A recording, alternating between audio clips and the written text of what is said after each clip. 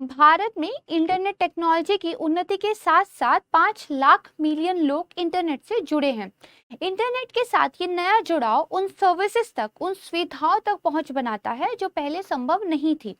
इन्हीं में से एक सुविधा है ऑनलाइन गेमिंग। और जब ऑनलाइन गेमिंग की बात आती है तो ऑनलाइन गैम्बलिंग को भी ध्यान में रखना चाहिए।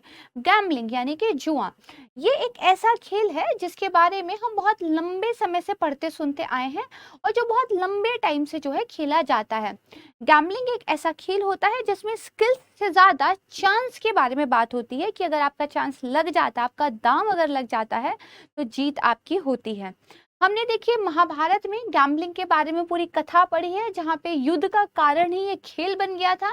और आज देश में इस खेल को रेगुलेट करने की बात होने लगी है। भारत सरकार ने हाल ही में ये बात कही है कि हम इंडिया के अंदर ऑनलाइन गेम्स और ऑनलाइन गैम्बलिंग को रेगुलेट करने के लिए कुछ नियम कानून लेकर आने वाले हैं। आज की जो वीडियो है इसी तथ्य पर आधारित है, इसी मुद्दे पर हम चर्चा करने वाले हैं कि ऑनलाइन गेमिंग और गैम्बलिंग के लिए भारत सरकार कौन कौन से नियम कानून लाने की बात कर रही है, उनकी तरफ से क्या सिफारिशें दी गई हैं, कौन कौन सी मिनिस्ट्रीज में इन्वॉल्व रहेंगी और साथ ही हम जानेंगे कि ऑनलाइन गेमिंग और गैम्बलिंग इनमें डिफरेंस क्या होता है, दरअसल ये होते क्या हैं, एक डेफिनेशन पर थोड़ी सी हम चर्चा करेंगे। नमस्कार दोस्तों, मैं प्राची संस्कृति आईएएस यूट्यूब चैनल पर आप सबका बेहद स्वागत करती हूँ। आइए शुरुआत करते हैं आज के करंट अफेयर की वीडियो का। सबसे पहले देखिए क्या लिखा हुआ है, the online gambling market in India and proposed rules to regulate it. देखिए भारत में जैसा कि मैंने आपको बताया कि बहुत ज्यादा लोग जो है इंटरनेट से जुड़ गए हैं। इंटरनेट आपको उस दुनिया तक पहुंच प्रदान करता है जो अब से कुछ दशकों पहले तक हमारे लिए अनजान थी। तो इसकी वजह से क्या हुआ है कि हम जो पहले गेम्स अपने घर में खेलते थे या आउटडोर खेलते थे, जो रियल लाइफ में खेलते थे, उनको हमने वर्चुअली भी खेलना शुरू कर दिया है। कुछ फेमस गेम्स के मैं नाम बताऊं तो जैसे पोकर खेला जाता है या 3 पत्ते खेला जाता है, या फिर जैसे अगर मैं नॉर्मल ऑनलाइन गेम्स की बात करूं तो candy crush saga, I think आप सबने ही खेला होगा। तो इस तरह के गेम्स हैं जो ऑनलाइन गेम्स आप कहते हैं कि माने जाते हैं, जिनको वर्चुअली खेलते हैं। तो जैसे जैसे लोग इंटरनेट से आपस में कनेक्ट हुए हैं वैसे वैसे ही हम अलग अलग गेमिंग से, अलग अलग गैम्बलिंग की ऐप से, वेबसाइट से भी कनेक्ट हुए हैं। यहाँ पर दरअसल काफ़ी बड़ी संख्या में पैसा इन्वॉल्व है, क्योंकि जब गैम्बलिंग की बात आती है तो इसका मतलब ही होता है कि हम पैसा जो है दांव पर लगाते हैं, और यदि दांव हार जाते हैं तो पैसा भी डूब जाता है, और यदि दांव जीत जाते हैं तो हमें जो है पैसा मिल जाता है। तो इन सब थोड़ी सी चीज़ों को ध्यान में रखेंगे। कुछ रिपोर्ट्स की चर्चा कर लेते हैं। द वीक की एक रिपोर्ट आई थी जिसमें ये बताया गया था कि भारत में 40% इंटरनेट जो यूजर्स है वो जुआ खेलते हैं। यानी कि 100 लोग अगर इंटरनेट से जुड़े हुए हैं तो उसमें से 40 लोग ऐसे हैं जो ऑनलाइन जुआ खेलते हैं। एक और रिपोर्ट का मैं जिक्र यहाँ पे करना चाहूंगी जिसमें ये बताया था कि सारे वयस्क यानी कि जो अडल्ट्स हैं वो अपनी लाइफ में कम से कम एक बार तो जुआ खेलते हैं, और ये संख्या 80% के लगभग है। यानी कि टोटल अडल्ट्स में से 80% वयस्क ऐसे हैं जो अपनी लाइफ में एक ना एक बार तो जो है जुआ खेलते ही हैं। तो एक देश जिसकी इतनी बड़ी जनसंख्या है, वो बड़ी जनसंख्या इंटरनेट से जुड़ी हुई है, और उस इंटरनेट से जुड़ी हुई जनसंख्या का एक काफी बड़ा भाग जो ऑनलाइन गेम और गैम्बलिंग से जुड़ा हुआ है, तो इस क्षेत्र को रेगुलेट करना उस देश के लिए महत्वपूर्ण हो जाता है। तो यहाँ पे देखिए बताया गया है नीड ऑफ द आवर, यानी कि समय की जरूरत है, the central law to regulate online games of skill. ठीक है, अब देखिए हम दो तरह की यहाँ पे गेम देखेंगे, एक होता है गेम ऑफ चांस और एक होता है गेम ऑफ स्किल। इन दोनों के बीच का डिफरेंशिएशन हमें पता होना चाहिए, क्योंकि जो लॉ बन रहे हैं वो दरअसल इनके बीच में एक विभेद बताते हैं।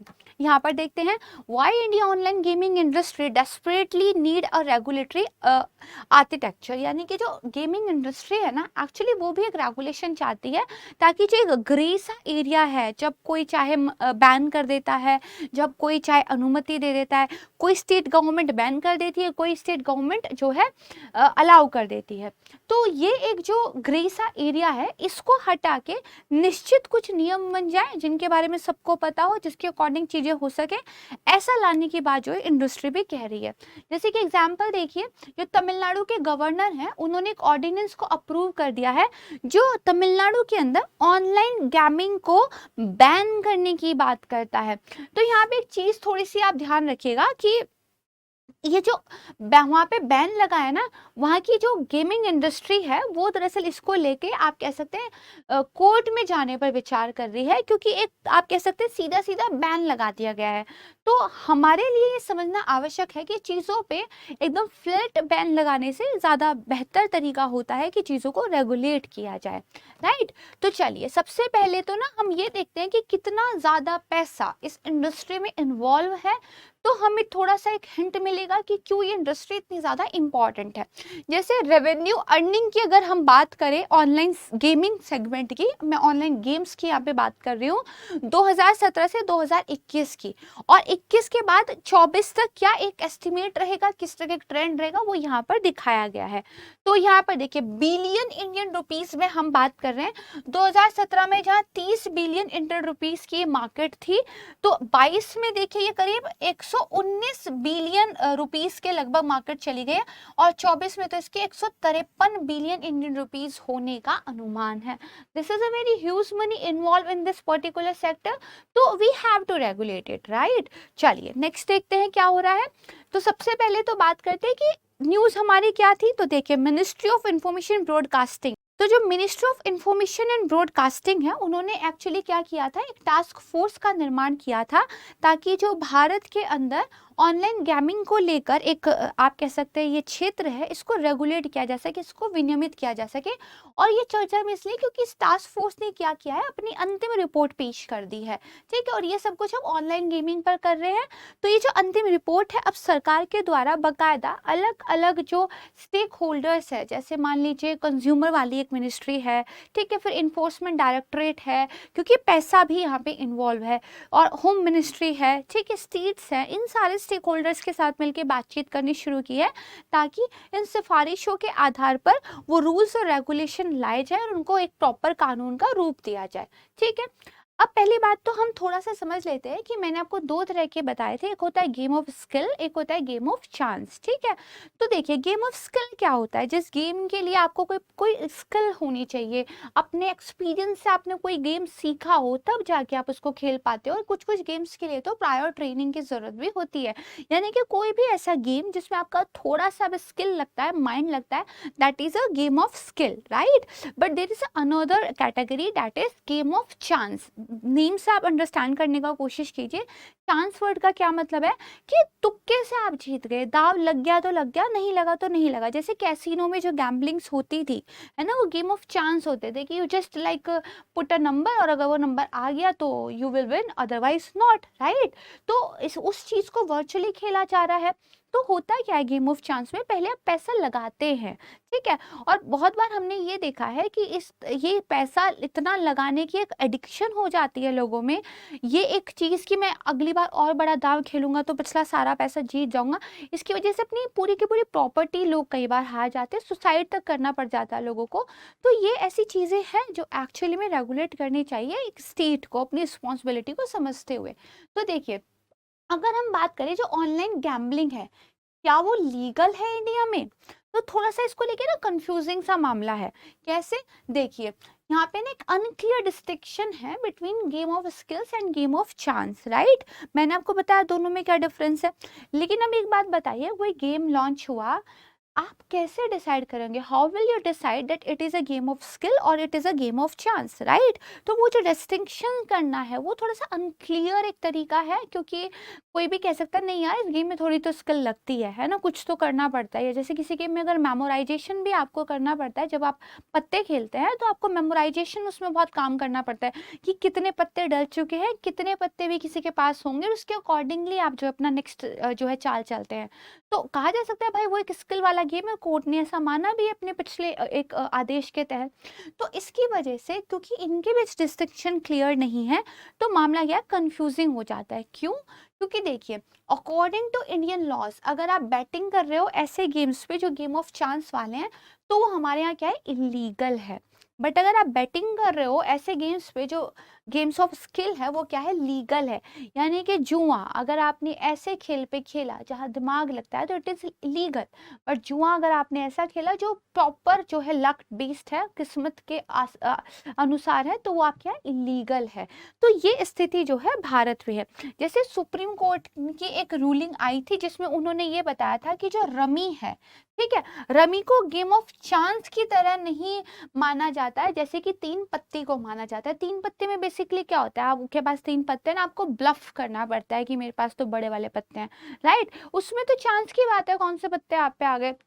बट रमी जो एक प्रॉपर गेम है, मैंने जैसे बताया इसमें मेमोराइजेशन जो है काम आता है। जैसे यहाँ पे बताया है कि players need to have certain level of skills especially when it comes to memorization, ठीक है। तो इसलिए सुप्रीम कोर्ट ने क्या कहा था, जो रमी है उसको हम 3 कार्ड गेम्स के बराबर नहीं रख सकते, इसलिए रमी जो है गेम ऑफ स्किल्स में आता है, बट 3 कार्ड गेम आपका क्या है, गेम ऑफ चांस में आता है। तो ये एक थोड़ी सी जो कॉन्सेप्ट थी, ये आप अगर समझ गए हैं तो जो आगे की वीडियो है उसको समझना आपके लिए आसान हो जाएगा। तो अब टास्क फोर्स ने क्या सुझाव दिए हैं, राइट। तो सबसे पहले तो केंद्रीय नियामक निकाय होना चाहिए भाई, सेंट्रल लेवल पे एक रेगुलेटरी बॉडी होनी चाहिए जो इन सारी चीजों को रेगुलेट करे। जो कौशल और अवसर के खेल है उनको स्पष्ट रूप से परिभाषित करो। Again the game of skills have to be defined very well, right. और उसके बाद ऑनलाइन गेमिंग को prevention of money laundering act 2022 के दायरे में आना है। ये तो उनकी 3 इंपॉर्टेंट सिफारिशें थी। अब हम उनकी सिफारिशों को थोड़ा सा डिटेल में देखने की कोशिश करते हैं। जैसे टास्क फोर्स की सिफारिश, राइट। केंद्रीय स्तर का कानून का निर्माण। देखिए जो गेम्स वगैरह है वो अभी राज्य सरकार का एक तरीके से विषय आता है, बट राज्य सरकारों को ना प्रॉब्लम फेस करनी पड़ती है क्योंकि एक स्टेट में बैन है दूसरे में नहीं है ना। और राज्य सरकारों के पास उतने रिसोर्स, उतनी टेक्नोलॉजी भी नहीं होती है कि ऑनलाइन चीज़ों को रेगुलेट कर सके। तो सेंट्रल लेवल का एक हमें क्या है, कानून लेके आने की जरूरत है। क्योंकि देखिए वास्तविक पैसा जहाँ पे खर्च हो रहा है और जो कौशल वाले मुफ्त गेम है उनके लिए हमें क्या है, कानून लेके आना चाहिए जिसमें e sports, online fantasy sports contest और कार्ड गेम भी शामिल है। ये फैंटेसी गेम कैसे होते हैं, जैसे होता है ना कि रियल लाइफ की टीम से आप लोगों को चुनते हैं, अपनी एक टीम बनाते हैं, देन आप उसको प्ले करते हैं, तो वो गेम ऑफ फैंटेसी होता है, ठीक है। फिर वो कह रहे हैं एक नियामक निकाय का गठन करो, एक रेगुलेटरी बॉडी आपके पास होनी चाहिए। वो ये पता करेगा कि भाई कौशल और अवसर वाले खेल होते क्या हैं, अलग अलग खेलों को सर्टिफाइड करेगा, ठीक है। वो बताएगा कि कौन सा गेम किस चीज से रिलेटेड है, ठीक बात है। फिर एक विवाद समाधान तंत्र भी होना चाहिए भाई, कोई चीज अगर ऑनलाइन है तो कल को डिस्प्यूट्स भी उससे इमर्ज होंगे। तो वी शुड हैव अ क्या, डिस्प्यूट रेजोल्यूशन सिस्टम, राइट। तो यहाँ पर देखिए क्या है, सूचना प्रौद्योगिकी नियम 2021 के अनुसार एक त्रिस्तरीय विवाद समाधान तंत्र की स्थापना होनी चाहिए। तो ये नियम क्या कहते हैं, ये नियम ये कहते हैं कि एक तो गेमिंग प्लेटफॉर्म के स्तर पर शिकायत निवारण अधिकारी हो, ठीक है, कंप्लेन ऑफिसर हमारे पास हो, एक स्वनियामक निकाय हो, सेल्फ रेगुलेटरी बॉडी हो, एंड देन इसके बाद गवर्नमेंट के पास सरकार की लीडरशिप में एक निरीक्षण समिति होनी चाहिए, कमेटी होनी चाहिए, ठीक बात है। फिर देखिए इसके बाद समिति ने और क्या कहा है, एक कानूनी इकाई के रूप में ऑनलाइन गेमिंग प्लेटफॉर्म, अगर कोई कंपनी कोई गेम को लॉन्च कर रही है, कोई ऐप है जो किसी गेम को लेके आई है, तो उनको एक लीगल यूनिट के रूप में, जैसे एक ऑफलाइन कंपनी को एक लीगल यूनिट के रूप में माना जाता है, ऐसे उनको भी लीगल यूनिट के रूप में माना जाए। जो वास्तविक पैसे वाले गेम है, वास्तविक पैसे वाले गेम क्या होते हैं भाई, देखो गेम शुरू होने से ही पहले आपको UPI, credit card, debit card या इंटरनेट बैंकिंग के द्वारा पैसे की बेट लगानी पड़ती है, ठीक है। According to the result of the game वो पैसा या तो आपके खाते से कट जाता है या फिर अगर आप जीत गए हैं तो आपको उसको आप जो है ले लेते हैं। और ये सारा जो है आपका यूपीआई हो, इंटरनेट बैंकिंग हो, डेबिट क्रेडिट कार्ड हो, इन सब के माध्यम से होता है। तो यहाँ पर रियल मनी इन्वॉल्व रहती है। बट कुछ गेम्स होते हैं जो आपको वर्चुअली कुछ गोल्डन सिक्के या फिर कुछ वर्चुअल करेंसी पहले से ही देते हैं। जैसे जैसे आप गेम जीतते हैं तो आपके वो गोल्डन सिक्के और करेंसी बढ़ती रहती है, हारते हैं तो घटती रहती है, but there is no real money involve, right. वहां पे क्या है, वो वर्चुअल करेंसी इन्वॉल्व है। तो वास्तविक पैसे वाले ऑनलाइन गेम की अगर पेशकश करने वाला कोई भी ऑनलाइन गेमिंग प्लेटफॉर्म होगा, चाहे वो भारत का हो चाहे वो विदेश का हो, उसको एक कानूनी इकाई के रूप में जो है रहना पड़ेगा, और धन शोधन निवारण अधिनियम 2002 के तहत उसको रिपोर्टिंग संस्था भी माना जाएगा। भाई जो पैसा इन्वॉल्व है, कहाँ से आ रहा है, कैसे जा रहा है, इस सब की रिपोर्टिंग आपको इस एक्ट के तहत करनी होगी। और जो वित्तीय खुफिया इकाई है उनको भी आपको इस सारे पैसे के बारे में जो है बताना रहेगा। You can see a picture जहाँ पे जो है बच्चा गेम खेल रहा है। ठीक है, अब देखिए मिनिस्ट्री टास्क फोर्स ने ये भी कहा है कि एक नोडल मिनिस्ट्री होनी चाहिए। भाई कोई कानून आता है तो कौन नोडल मिनिस्ट्री होगी, तो कह रहे मेटी इलेक्ट्रॉनिक्स एंड सूचना प्रौद्योगिकी मंत्रालय की एक नोडल मिनिस्ट्री हो सकती है। बट क्योंकि ये एडवर्टीजमेंट भी करते हैं, है ना, तो इसके लिए जो सूचना और प्रसारण मंत्रालय है उसको रेगुलेट करना चाहिए, क्योंकि यहाँ पे कंज्यूमर्स भी इन्वॉल्व होंगे, तो अनुचित व्यापार प्रथाएं ना हो, तो इसलिए उपभोक्ता मामले जो मामलों का मंत्रालय है वो भी क्या है यहाँ पे इन्वॉल्व होना चाहिए। ठीक बात है। अब बात करते हैं भारत में ऑनलाइन गेमिंग की। अब हम थोड़े से डाटा, कुछ फैक्ट्स, कुछ चीज़ों के माध्यम से समझेंगे। देखिए मैंने आपको बताया था ना कि जो फैंटेसी गेम्स हैं वो काफ़ी पॉपुलर है इंडिया में, तो 2020 के जो मोस्ट पॉपुलर थे उनके बारे में देखिए आप बताया, जैसे ड्रीम 11 पे जो टीम बनाने वाला गेम है, दिस इज़ वेरी पॉपुलर। खेला है आपने कभी, बताइएगा कमेंट सेक्शन में। ठीक है, फिर यहाँ पे देखिए कुछ एंड्रॉयड गेम्स है जो फ्री आप खेलते हैं, जैसे कैंडी क्रश है, ठीक है, आपका पबजी था। उसके अलावा यहाँ पे जो ऑनलाइन कार्ड गेम्स हैं, तो यहाँ पे आप देखेंगे 3 पत्ती है, रमी है, पोकर है ना, देयर आर सर्टेन गेम्स। चलिए थोड़ा सा डाटा देख लेते हैं। 23,000 game based job opening right now है, तो ये ऐसा सेक्टर है जो जॉब भी देता है। ठीक है, करीब 200 स्टार्टअप ऐसे हैं जो डिफरेंट मार्केट और प्रोडक्शन साइज के साथ बेसिकली काम कर रहे हैं। ठीक है, मोस्ट स्मार्टफोन यूजर जो हैं वो अपना कम से कम 1 घंटा गेमिंग कंटेंट पर स्पेंड करते हैं। जिसके पास जो स्मार्टफोन है वो कम से कम 1 घंटा तो इस सब चीज में लगा रहा है। Top skills expected to be in demand include AR और VR app development and Unity. अगर देखिए आप जो ऑग्यूमेंटेड रियलिटी है, वर्चुअल रियलिटी है, इस तरह की स्किल्स रखते हैं, इनमें काम करते हैं, तो you have a bright future, क्योंकि गेमिंग्स वगैरह का जो मार्केट है वो बहुत उभर के सामने आ रहा है। तो देखिए जो ऑनलाइन गैम्बलिंग है, ठीक है, भारत में क्या है, उसको अवैध माना जाता है। मैंने आपको बता दिया कैसा, जैसे पासा, संख्या चुनना, इस तरह के खेल हैं जो लक बेस है। आपने कहा भाई मेरा नंबर 4 है, 4 आया या ना आया, इट्स डिपेंड ऑन लक ना, right. You can not be certain about it, right. तो इसीलिए तो देखिए, तो कुछ गेम्स ऐसे हैं जो गूगल प्ले स्टोर पे अवेलेबल ही नहीं है। तो ये जो टेक्नोलॉजी गैंट कंपनी है, इसने भारत को उस लिस्ट से बाहर रखा है जहाँ पे कुछ गेम्स को अवेलेबल कराएगी। क्यों? क्योंकि इंडिया में उन सर्टेन गेम्स को क्या है, इलीगल माना गया है। तो यहाँ पे देखिए जो गूगल की न्यू पॉलिसी है उसमें इंडिया को उन कंट्रीज की लिस्ट से निकाल दिया है जहाँ पे गैम्बलिंग एप्स कुछ अलाउ किए गए हैं।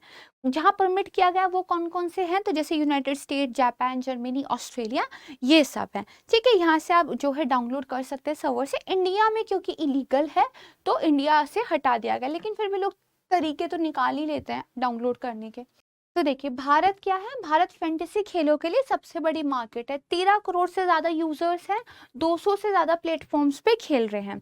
और गेम्स को फिर से किस तरह बांटा जा सकता है, गेम ऑफ चांस जो किस्मत के बेस पे खेला जाता है बेहतरीन ढंग से, गेम्स ऑफ स्किल जिसमें कुछ स्किल जुड़ी होती है, कुछ विश्लेषणात्मक निर्णय लेने, तार्किक सोच समझा आदि इसमें इन्वॉल्व रहता है। ये मैंने आपको बहुत ढंग से क्लियर कर दिया है, तो ये आपको समझ में आ गया। अब ऑनलाइन गेमिंग बाजार देखते हैं। देखिए 2020 में ये इतने बिलियन था, 2025 में इसके इतना बिलियन होने की मतलब एक संभावना, मैंने आपको पहले भी दिखाया था। नंबर ऑफ गेमर्स भी देखिए 21 में अगर इतने थे तो 25 तक बढ़ रहे हैं। टोटल इंटरनेट यूजर भी बढ़ रहे हैं, तो आप देखेंगे जैसे जैसे टोटल इंटरनेट यूजर्स बढ़ रहे हैं ना, नंबर ऑफ गेमर्स भी बढ़ रहे हैं, लोग गेम खेलने में भी इन्वॉल्व हो रहे हैं। फिर यहाँ पे देखिए अगर फंडिंग की बात करें तो देखिए कैसे फंडिंग शार्पली जो है बढ़ी थी 21 में। रीजन कोविड था, लोग घर में बैठे थे, स्मार्टफोन्स पे क्या कर रहे थे, वेब सीरीज देख रहे थे, गेम खेल रहे थे, राइट। तो मार्केट बड़ा बन रही थी, तो मार्केट में पैसा भी लग रहा था। You can connect things logically ना, कि कोविड में क्या हो रहा था तो क्यों पैसा ज्यादा था। ठीक है, तो चलिए ये आपने समझ लिया। तो देखिए 2022 में जो भारतीय मोबाइल गेमिंग उद्योग के रेवेन्यू की बात करें 1.5 बिलियन डॉलर से ज्यादा था, और 25 में तो इसके और ज्यादा बढ़ने की उम्मीद है। फिक्की की एक रिपोर्ट आई थी जिसमें बताया गया था कि ये जो ट्रांजेक्शन वाले गेम्स हैं उसके 26% जो है रेवेन्यू में वृद्धि हुई है। भुगतान करने वाले गेमर्स, एक तो वो गेमर्स है जो फ्री में गेम खेलना प्रेफर करते हैं लाइक मी, है ना। दूसरे वो गेमर्स होते हैं जो पैसा भी लगाने के लिए तैयार है। तो पैसा लगाने वाले गेमर्स की संख्या भी बढ़ रही है, ठीक है। तो 17% का इसमें इजाफा हुआ है और ये 95 मिलियन हो गया था, जबकि पहले 80 मिलियन था, ठीक है।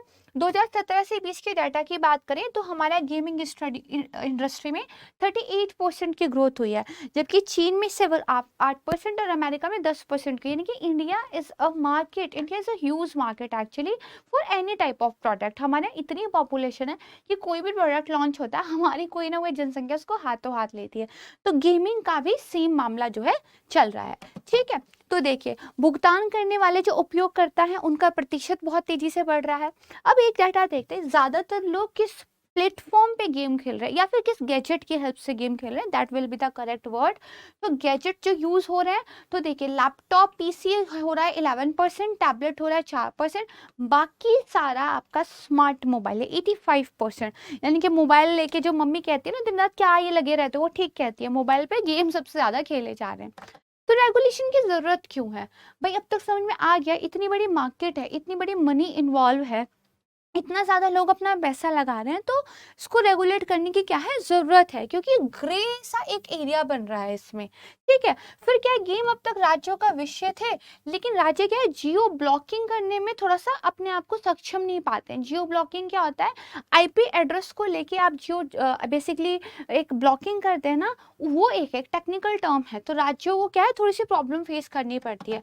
फिर एक राज्य के नियम दूसरे राज्य में तो लागू नहीं होते, तो सेंट्रल लेवल पर कुछ होना चाहिए।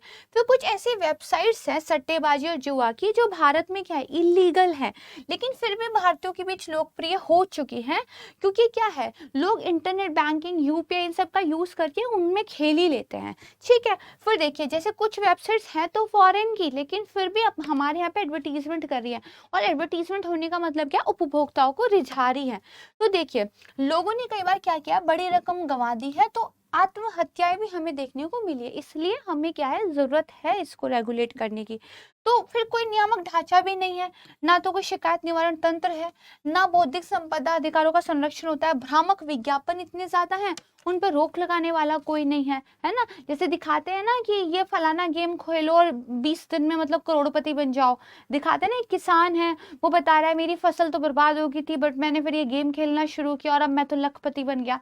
इस तरह के गेम्स से क्या, इस तरह के जो एडवर्टीजमेंट है ना उनको रोकने की जरूरत है, क्योंकि कोई सीधा साधा इंसान जो पढ़ लिख लिया है वो तो समझ गया, सीधा साधा इंसान के लिए जो मोबाइल में नेट पे दिख रहा है वो ट्रू है, उसको लग रहा है कि किसान लखपति बन गया गेम खेल खेल के, राइट। तो चलिए, तो मतलब रेगुलेशन की जरूरत है, तो एक आगे का क्या रास्ता हो, एक देखिए number of online gamers in India, अगर हम 2017 से 21 की बात करें तो देखिए 183 थे मिलियंस की हम बात कर रहे हैं, और ये 390 मिलियन 21 में पहुंच गए हैं। तो इतनी बड़ी संख्या वाले गेमर्स को रेगुलेट करने के लिए क्या जरूरत है, बैन करना will not be a way, but regulation हो सकता है, तो विनियमन करना चाहिए और इसके लिए एक बढ़िया सा समाधान लेकर आना चाहिए, प्रतिबंध नहीं करना चाहिए, ठीक है। तो जैसे क्या हो, केवाईसी अच्छी हो, एंटी मनी लॉन्ड्रिंग प्रोसेसेस अच्छी हो जाए, जो नाबालिग लोग हैं 18 साल से कम उम्र के हैं वो असली पैसा यूज करके गेम ना खेल पाए, इस तरह की चीजें होनी चाहिए। केवाईसी होगा तो आप क्या है जो गेम खेलने वाला है उसकी एज का पता लगा सकते हैं। अच्छा, दांव पे जो पैसा खर्च हो रहा है, ठीक है, उसकी एक वीकली या फिर मंथली आप लिमिट डिसाइड कर सकते हैं, भाई एक हफ्ते में हम इतना ही पैसा दांव पे लगा सकते हैं, ठीक है, कितने भी करोड़पति हो, लेकिन ये एक लिमिट है, इससे ऊपर पैसा आप दांव पे नहीं लगा सकते, ताकि लोग अनलिमिटेड खेलने से बच जाए, है ना, ये वाली चीजें। अब दूसरा क्या है, क्योंकि ऑनलाइन गेमिंग एक आने वाले टाइम में अच्छी खासी मार्केट है, चाहे यूजर बेस की बात की जाए, चाहे मनी इन्वॉल्वमेंट की बात की जाए, या फिर स्टार्टअप्स की बात की जाए, टेक्नोलॉजी की बात की जाए, तो राज्य और जो केंद्र सरकार है उनको विस्तृत दिशा निर्देश तैयार करने चाहिए, और इसके लिए सारे स्टेक होल्डर्स के साथ मिलकर जो है बातचीत करनी चाहिए, ठीक बात है। तो यहाँ तक आपको जो ऑनलाइन गेमिंग वाला ये पूरा एक सेक्टर है इसके बारे में हर चीज समझ में आ गई, डाटा से लेकर डेफिनेशन से लेके नई सिफारिशों से लेके एक वे फॉरवर्ड तक। तो अगर इस पे क्वेश्चन बनता है और बन सकता है तो आप जो है अब अच्छे से इसका आंसर कर पाएंगे। ठीक है, चलिए यहाँ पे ये वीडियो समाप्त होता है। अच्छे से पढ़ाई करते रहिए। नमस्कार, धन्यवाद, जय हिंद।